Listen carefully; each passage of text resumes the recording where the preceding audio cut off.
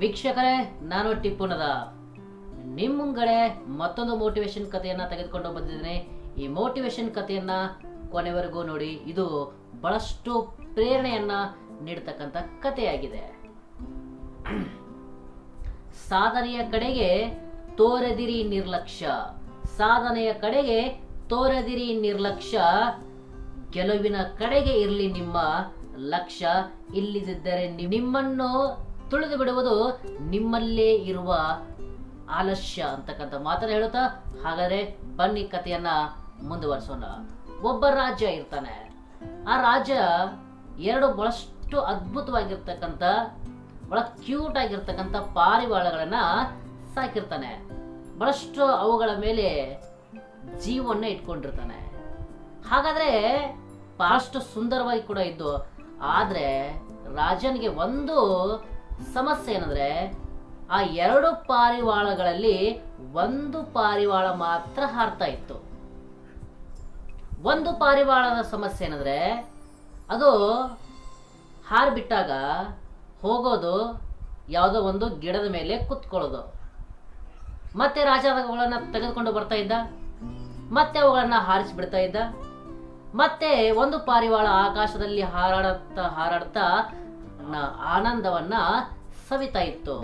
But ಇನ್ನೊಂದು ಪಾರಿವಾಳ ಯಾವುದೋ ಒಂದು ಮರದ ರೆಂಬೆಯ ಮೇಲೆ, ಕೊಂಬೆಯ ಮೇಲೆ ಹೋಗಿ ಕುಳಿತುಕೊಳ್ತಾ ಇತ್ತು. ಹಾಗಾದ್ರೆ ರಾಜನಿಗೆ ಬಹಳಷ್ಟು ಇದು ಸಮಸ್ಯೆಯಾಗಿ ಕಾಡ್ತಾ ಇತ್ತು.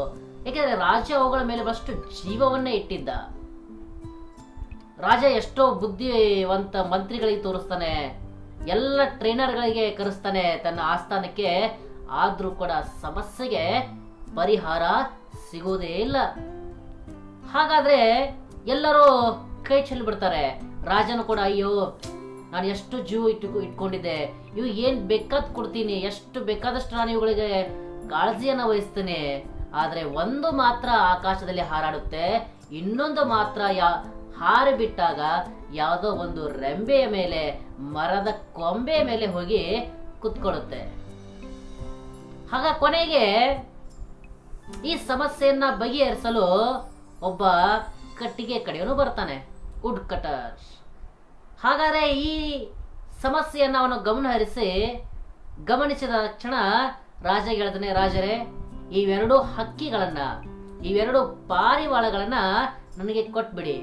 ನಾನು ಕೆಲವು ದಿವಸ ಆಗಳ ನಂತರ ಇವುಗಳಿಗೆ ಟ್ರೈನಿಂಗ್ ಅನ್ನ ಕೊಟ್ಟು, ತರಬೇತಿಯನ್ನ ಕೊಟ್ಟು ನಿಮ್ಗೆ ನಾನು ವಾಪಸ್ ಕೊಡ್ತೀನಿ ಅಂತಕ್ಕಂಥ ಮಾತನ್ನ ಆ ವುಡ್ ಕಟರ್, ಕಟ್ಟಿಗೆ ಕಡೆಯವನು ರಾಜನಿಗೆ ಹೇಳ್ತಾನೆ. ರಾಜನಿಗೆ ಕೂಡ ಅಷ್ಟೇ ಬೇಕಾಗಿತ್ತು. ಯಾಕೆಂದ್ರೆ ಹೇಗಾದ್ರೂ ಒಂದು ಪಾರಿವಾಳ ಅಂತೂ ಹಾರ್ತಾ ಇದೆ, ಇನ್ನೊಂದು ಪಾರಿವಾಳ ಹಾರ್ಬಿಟ್ರೆ ರಾಜನಿಗೆ ಎಲ್ಲಿಲ್ಲದ ಖುಷಿ. ಹಾಗಾಗಿ ಆ ಕಟ್ಟಿಗೆ ಕಡೆಯವನು ಏನ್ ಮಾಡ್ತಾನೆ, ಆ ಎರಡು ಪಾರಿವಾಳಗಳನ್ನ ತೆಗೆದುಕೊಂಡ ಅವುಗಳಿಗೆ ಆಕಾಶದಲ್ಲಿ ಹಾರಾಡಕ್ಕೆ ಬಿಟ್ಬಿಡ್ತಾನೆ. ಸೇಮ್ ಒಂದು ಪಾರಿವಾಳ ಮಾತ್ರ ಆಕಾಶದಲ್ಲಿ ಹಾರಾಡಕೊಂತ ಅನುಭವಗಳನ್ನ ಅನುಭವಿಸ್ತಾ, ಖುಷಿ ಪಡ್ತಾ, ಆನಂದದಿಂದ ಹಾರಾಡುತ್ತೆ. ಒಂದು ಪಾರಿವಾಳ ಮಾತ್ರ ಮತ್ತೆ ಆಸ್ ಇಟ್ ಈಸ್ ಹೋಗುತ್ತೆ, ಒಂದು ಮರ ನೋಡುತ್ತೆ, ಒಂದು ಮರದ ಮೇಲೆ ಕುತ್ಕೊಂಡ್ ಬಿಡುತ್ತೆ. ಮತ್ತೆ ಆ ಕಟ್ಟಿಗೆ ಕಡೆ ಮತ್ತೆ ಎರಡು ಪಾರಿವಾಳಗಳನ್ನ ತೆಗೆದುಕೊಂಡು ಬರ್ತಾನೆ, ಮತ್ತೆ ಎರಡಕ್ಕೂ ಹಾರಕ್ಕೆ ಬಿಡ್ತಾನೆ. ಮತ್ತೆ ಒಂದು ಪಾರಿವಾಳ ಆಕಾಶದಲ್ಲಿ ಹಾರಾಡುತ್ತೆ, ಮತ್ತೆ ಒಂದು ಪಾರಿವಾಳ ಮರದ ಕೊಂಬೆ ಮೇಲೆ ಹೋಗಿ ಕುತ್ಕೊಳ್ಳುತ್ತೆ. ಹಾಗಾದ್ರೆ ಆ ಕಟ್ಟಿಗೆ ಕಡೆಯವನು ಇದಕ್ಕೆ ಹೀಗೆ ಬಿಟ್ರೆ ನಡೆಯಲ್ಲ, ಈ ಸಮಸ್ಯೆಗೆ ಪರಿಹಾರ ಕೊಂಡ್ಕೋತಾನೆ. ಹೇಗೆ? ಅದು ಯಾವ ಮರದ ರೆಂಬೆ ಮೇಲೆ ಕುತ್ಕೊಂಡಿತ್ತಲ್ಲ ಪಾರಿವಾಳ, ಆ ರೆಂಬೆಯನ್ನ ಕಟ್ ಮಾಡ್ತಾನೆ. ಅವಾಗ ಪಾರಿವಾಳ ಏನ್ ಮಾಡುತ್ತೆ, ಅಯ್ಯೋ ನಾನು ಎಲ್ಲಿ ಬಿಡ್ತೀನಿ ಅಂತಕ್ಕಂಥ ಭಯದಿಂದ ಆ ಪಾರಿವಾಳ ಹಾರ್ಕೊಂತ ಮತ್ತೊಂದು ರೆಂಬೆ ಮೇಲೆ ಕುತ್ಕೊಳ್ಳುತ್ತೆ. ಅಷ್ಟಕ್ಕೆ ಆ ಕಟ್ಟಿಗೆ ಕಡೆಯನ್ನು ಬಿಡುವುದಿಲ್ಲ, ಮತ್ತೆ ಆ ರೆಂಬೆ ಮೇಲೆ ಹೋಗಿ ಕುತ್ಕೊಂಡಿರುತ್ತಲ್ಲೋ ಆ ರೆಂಬೆಯನ್ನು ಕೂಡ ಕಟ್ ಮಾಡ್ತಾನೆ.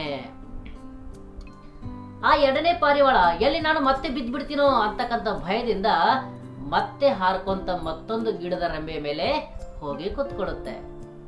ಆ ಕಟ್ಟಿಗೆ ಕಡೆನು ಅಲ್ಲಿಯೂ ಕೂಡ ಬಂದು ಆ ರೆಂಬೆಯನ್ನು ಕೂಡ ತನ್ನ ಕೊಡಲಿಯಿಂದ ಅದನ್ನ ಕಟ್ ಮಾಡ್ತಾನೆ. ಪಾರಿವಾಳಗನಿಸುತ್ತೆ, ಅಯ್ಯೋ ಎಷ್ಟು ನಾನು ರೆಂಬೆಗಳ ಮೇಲೆ ಕೂತಿದ್ದೀನಿ, ಎಷ್ಟು ನಾನು ಆ ಮರದ ಟಂಗಿಗಳ ಮೇಲೆ ಕೂತಿದ್ದೀನಿ, ಆ ಯಾವ ಟಂಗಿಗಳನ್ನು ಕೂಡ ರೆಂಬೆಗಳನ್ನು ಕೂಡ ಈ ಕಟ್ಟಿಗೆ ಕಡೆನೂ ಬಿಡ್ತಾ ಇಲ್ಲ, ಕಟ್ ಮಾಡ್ತಾ ಇದ್ದಾನೆ. ಅವಾಗ ಅನಿಸ್ತು ಹೀಗೆ ಬಿಟ್ರೆ ಇವನು ಬಿಡುವುದಿಲ್ಲ, ಇನ್ನೇನ್ ಮಾಡ್ಬೇಕು, ನಾನು ಹಾರಾಡ್ಬೇಕು, ಇವನ್ ಕೈಗೆ ಸಿಗ್ಬಾರ್ದು.